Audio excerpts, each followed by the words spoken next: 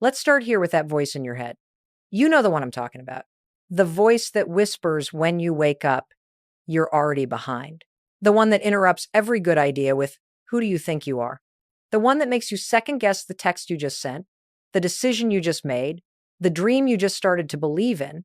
That voice isn't random. It's not the universe trying to humble you. It's not even you being realistic. That voice is your fear disguised as logic. And I know that voice because I lived with it for years.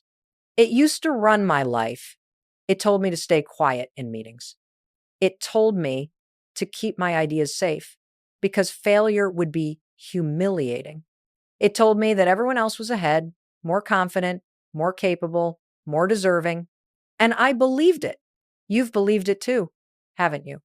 That small, steady, sharp whisper that always knows the perfect thing to say to stop you. It's convincing because it sounds like you. It uses your vocabulary, your tone. It knows exactly how to press your buttons. But here's the truth. That voice is not you. It's a protective mechanism your brain built to keep you safe from emotional pain.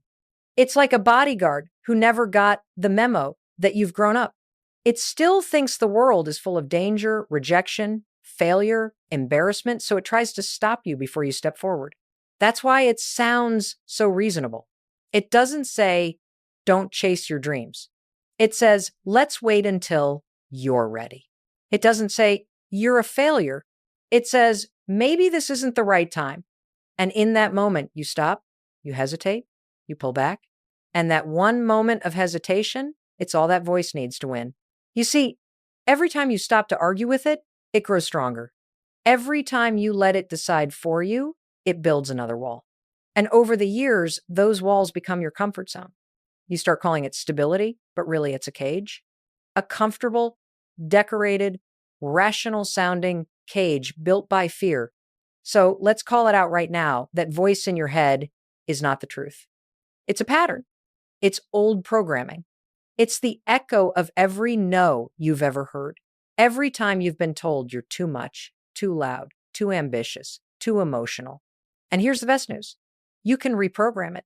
The first step isn't silencing it, it's meeting it. That's right. I want you to meet the voice in your head, look it in the eye, listen to it not as your enemy, but as information. Because once you understand what that voice is trying to protect you from, you'll finally see it for what it really is. A scared part of you that's been running the show for far too long. And when you meet it with awareness, not judgment, you take your power back. This right here is where change begins. Not with affirmations, not with waiting until you feel ready. Change begins when you decide to stop believing the lies that voice tells you about who you are and what you're capable of. So today, we're not going to fight that voice. We're going to expose it. We're going to learn its patterns, decode its language, and turn its power into yours. Because that inner critic, that voice you've been running from, is the exact thing that's about to teach you how to rise. And I promise you, once you learn how to use it instead of fear it, your life will never be the same. Let's talk about what's really happening inside your brain when that negative voice starts to talk. Because if you can understand the science behind it, you can stop personalizing it. You can stop making it mean something about your worth and start seeing it for what it is, a biological response that's trying to keep you safe. Here's the truth. Your brain is wired for survival, not success.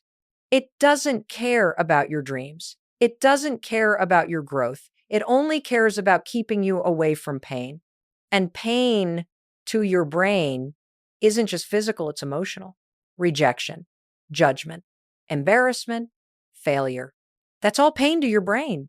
So when you even think about doing something that feels new or uncertain, your brain fires off an alarm. It says, whoa, danger ahead. And how does it stop you? It feeds you thoughts that sound reasonable, safe, protective. You're not ready. You're not good enough. People will think you're trying too hard. Sound familiar? That's your amygdala talking, the tiny almond-shaped part of your brain responsible for fear and emotional regulation. Its job is to detect threat, and it's really good at it. but it's terrible at telling the difference between a real threat like a lion in the woods and a perceived threat like speaking your truth in a meeting. So when your amygdala senses risk, it hijacks your entire system. Your heart races, your stomach drops, your palms sweat. That's not weakness, that's wiring. Your nervous system is responding to what it thinks is danger, and then comes the voice. That voice is your brain's way of talking you out of risk before it even happens. It's not evil, it's ancient. It's a leftover from a time when survival depended on fitting in, playing it safe, and avoiding conflict. But you're not living in the wilderness anymore. You're living in a world that rewards risk, courage, innovation, vulnerability, and that's where the conflict begins. Your dreams and your brain are speaking two completely different languages. Your dreams say, let's grow. Your brain says, let's survive. And every day, you're caught in the tug of war between those two voices. Now, here's the good news. You can't stop the fear response, but you can interrupt it. You can retrain your brain to recognize that new doesn't always mean dangerous. You can rewire it to feel safe enough to move forward even when you're scared. And the first step in doing that is awareness. The moment you notice the thought, I can't do this, I might fail, they'll judge me, I want you to stop and label it for what it is. Say to yourself, that's fear, not fact. You don't argue with it, you don't suppress it, you just name it. Because the second you label a thought as fear, you pull it out of the emotional center of your brain and hand it to the rational part, your prefrontal cortex, the part that can reason, plan, and make conscious choices. That's how you take back control. That's how you move from autopilot to awareness. This is why I always say, self-doubt isn't a character flaw, it's a habit. A neural pattern that fires so fast you don't even notice it happening. But here's the beautiful part. If your brain can learn fear, it can also learn courage. If it can memorize hesitation, it can memorize action.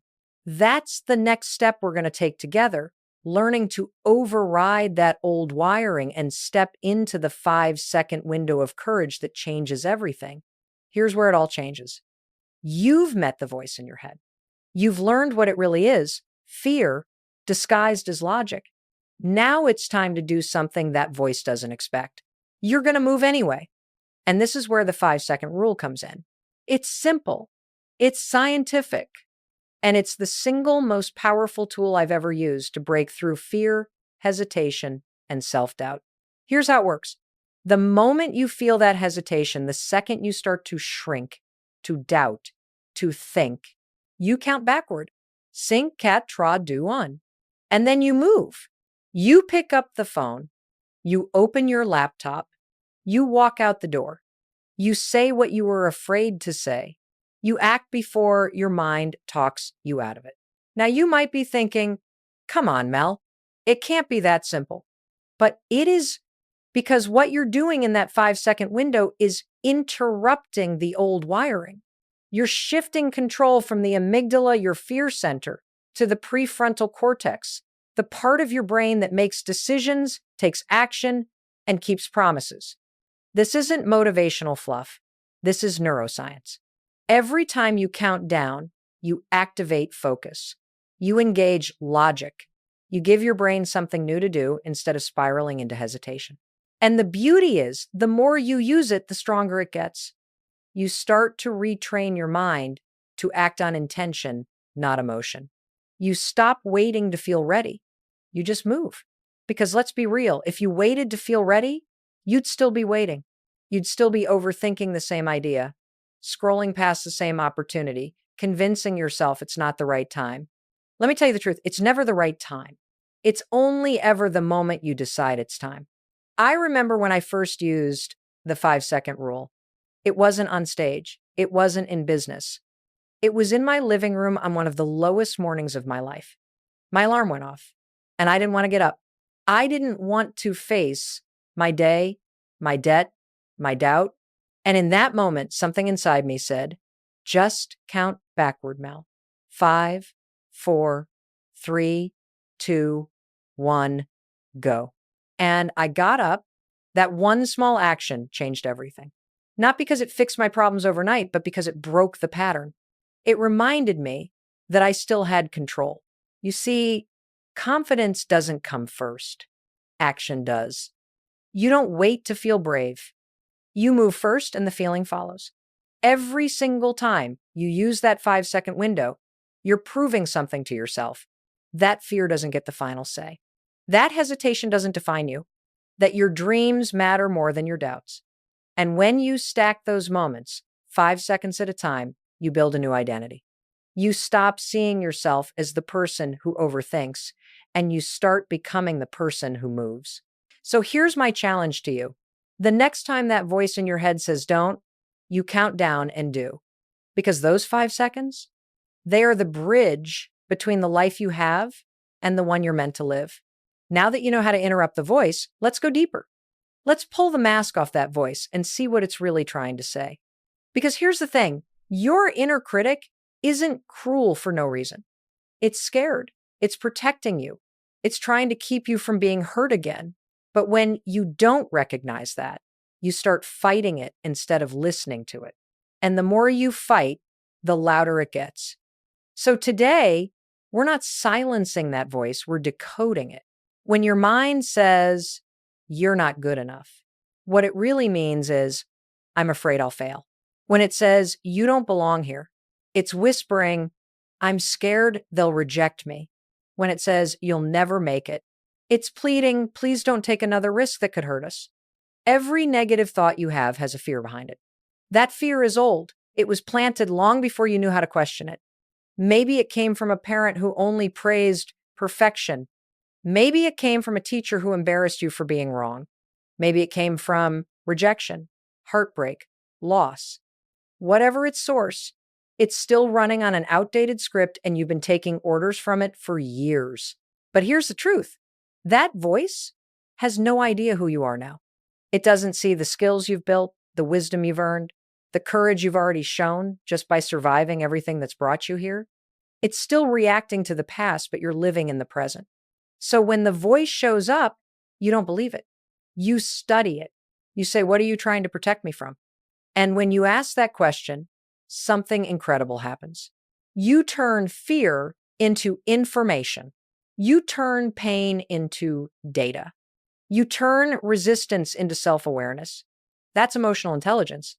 That's what it means to rise above the noise in your own head. See, most people think courage means having no fear, but that's not true.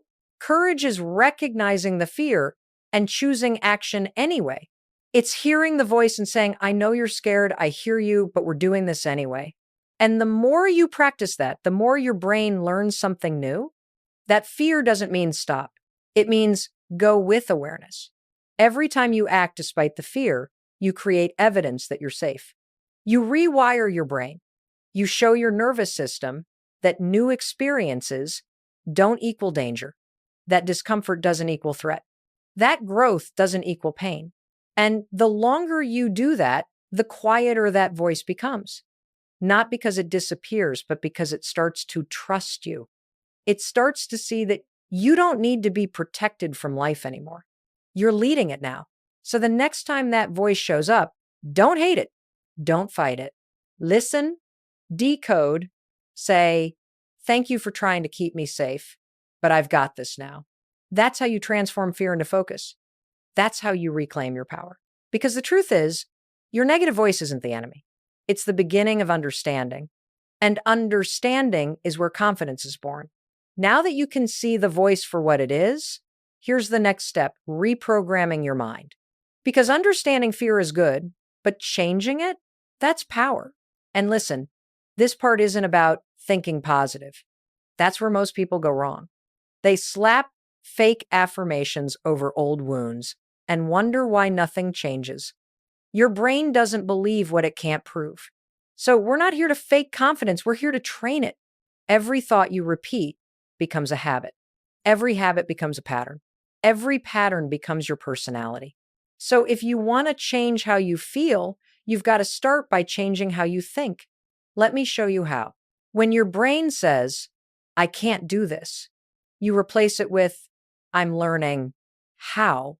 You're not lying to yourself. You're building a bridge between fear and progress. Because I can't shuts the door. I'm learning cracks it open. When your brain says, what if I fail? You replace it with, what if it works? One thought fuels doubt. The other fuels curiosity. And curiosity, not confidence, is what moves you forward. See, your mind's been conditioned to predict pain. You have to teach it to predict possibility. That's what reprogramming is. It's not magic. It's repetition. It's showing your brain new evidence until it finally believes you're safe to grow. Let me tell you what happens when you do this consistently. Your mental state starts to shift from protection to potential. You stop rehearsing disaster and start visualizing success. You stop anticipating rejection and start preparing for opportunity. You stop living from memory and start living from imagination. And here's the secret. Your brain doesn't know the difference between something real and something vividly imagined. So when you visualize yourself acting with courage, not just once, but daily, you're already rewiring your neural pathways. You're rehearsing bravery before it even happens.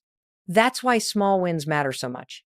You send the email, you make the call. You speak your mind. Every time you act, your brain records a new truth. I can handle this. That's not motivation. That's data. And when you stack enough data, confidence stops being something you chase. It becomes something you embody. So here's your assignment. Every time the voice of fear pipes up, you interrupt it. You count sink, cat, tra, do, on. You replace it with a statement of learning, curiosity, or growth. And then you act because that action creates evidence. And evidence rewires the mind. Remember, you're not fighting your old programming, you're teaching it. You're showing your brain that you're no longer the person who needs to be protected from life. You're the person who's ready to live it. That's how real change happens. Not overnight, not through wishful thinking, but through repetition, evidence, and one small act of courage at a time. And when you do that long enough, something incredible happens. That negative voice, it doesn't disappear. It transforms. It becomes keener, softer, wiser. It becomes your ally because now you're leading the conversation. Now that you've started rewiring your thoughts, it's time to transform your relationship with that voice entirely. Because here's the real secret.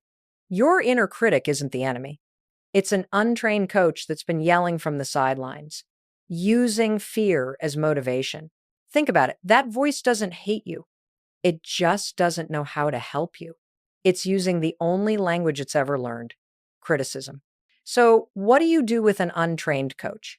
You don't fire them. You teach them. When that voice says you always mess things up, you don't spiral into shame. You pause and you say, actually, I'm learning. I'm improving every time I try. You're not ignoring the voice, you're leading it. You're showing it how to speak differently, how to support your growth instead of sabotaging it. You see, the mind is like a child. It doesn't respond to punishment. It responds to direction. And when you meet your own thoughts with calm authority, you shift the power dynamic. You stop being the one who listens to the inner critic, and you become the one who coaches it. So how do you do that? Start by personifying the voice. Picture it. Maybe it's the younger version of you who just wanted to get it right. Maybe it's the anxious part that's terrified of rejection. Instead of yelling back, speak to it with compassion. I know you're trying to protect me, but I'm safe. We're okay. I've got this. That's emotional reframing, turning self-criticism into self-guidance. You're not pretending everything is perfect. You're teaching your nervous system that it can feel fear and still stay calm. And calm, my friend, is confidence in action. Because confidence isn't about being loud. It's not about having all the answers. It's about being steady inside the storm. It's about knowing that no matter what happens, you can handle it. And when you start treating your thoughts with that kind of calm strength, something shifts. Your inner world starts to feel like home again. The noise quiets. The doubt softens. The chaos becomes a conversation, one you know how to lead. That's when you realize you don't need to silence your inner voice. You just need to retrain it. You need to teach it a new tone, one of support, patience, and courage. And here's the beautiful paradox. The moment you stop trying to silence your critic and start coaching it, it starts coaching you back. It becomes the voice that says, you can handle this. The one that says, you've done hard things before, you'll do them again. The one that says, let's go. That's when you stop reacting from fear and start responding with wisdom. That's when you become your own coach. That's when you take back control of your mind, your emotions, and your life. All right? You've learned how to interrupt the fear. You've learned how to decode it. You've learned how to reprogram it. Now it's time to do something extraordinary with it. You're going to use it because that's what real transformation looks like.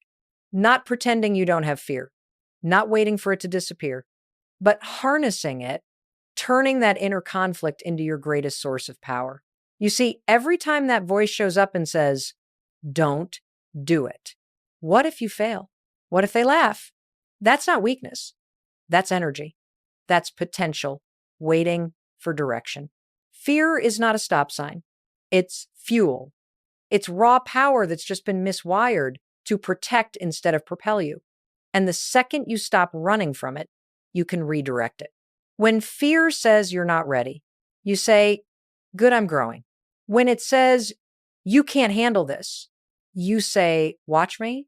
When it says you'll mess it up, you say, maybe, and I'll learn faster because of it.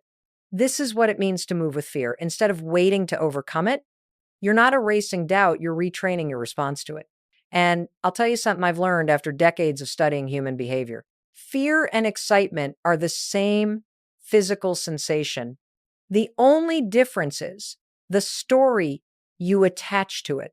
Your heart races, your palms sweat, your body vibrates. The question is, are you calling that feeling danger or are you calling it energy? The moment you decide to rename it, everything shifts. The fear that used to paralyze you becomes the signal that you're expanding. The doubt that used to shrink you becomes the invitation to grow. And this is where it gets powerful.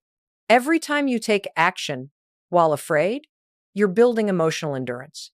That's how confidence is formed. That's how resilience is built.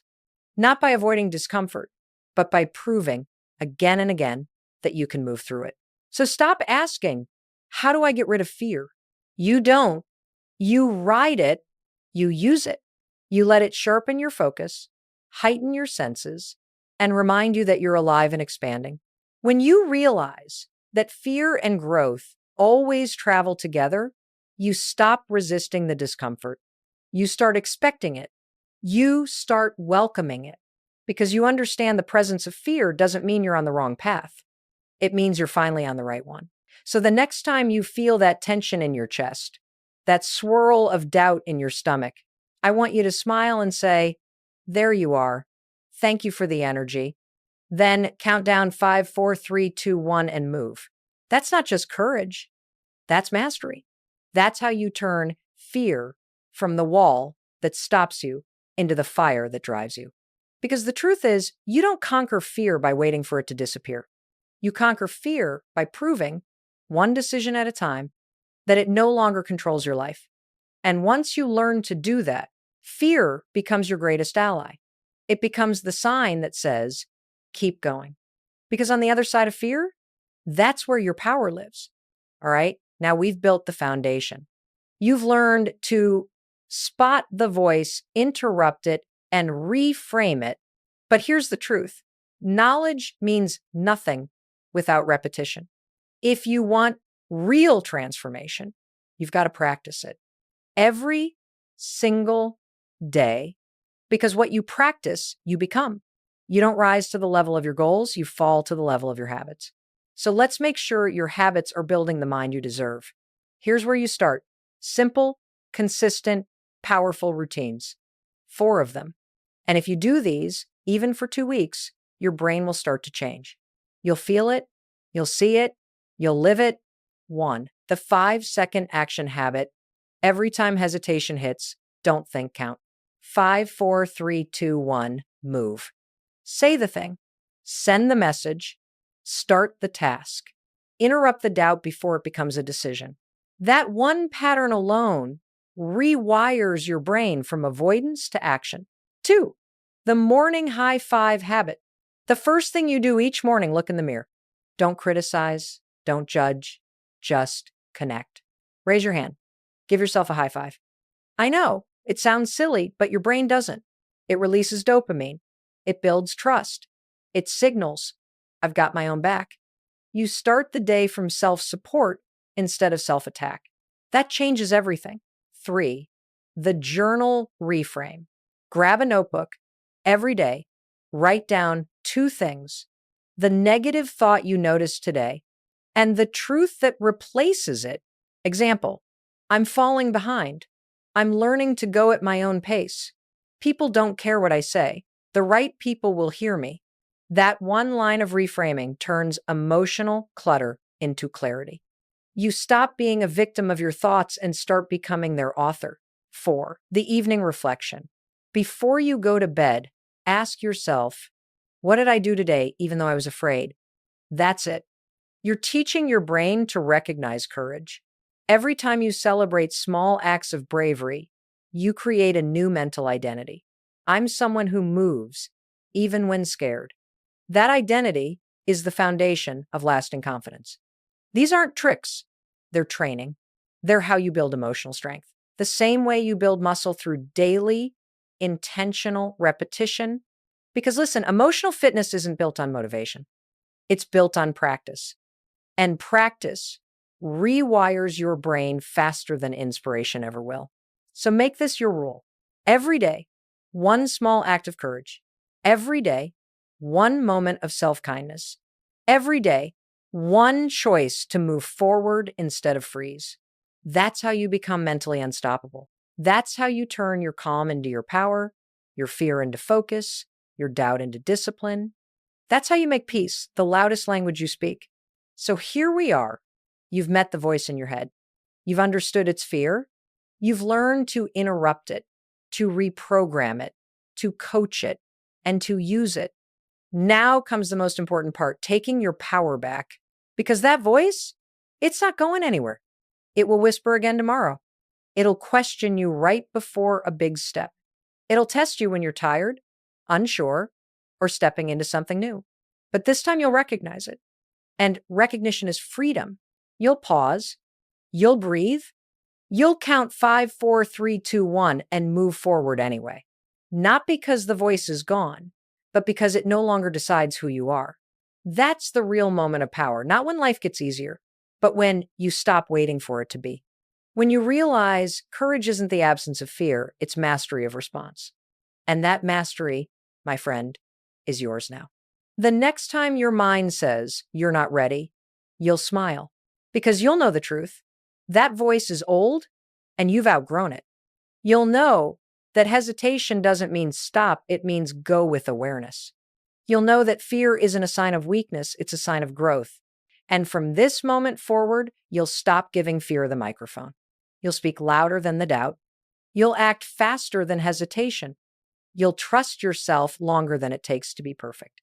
Because here's the truth I need you to carry with you. You were never waiting for confidence. You were waiting for permission. And that permission, you just gave it to yourself. So when that voice starts to whisper again, you don't freeze. You don't fold. You simply stand tall, take a breath, and say, I hear you, but I'm moving anyway. That's the moment your story changes forever. That's the moment you take your power back. Because fear doesn't get to run your life anymore, you do.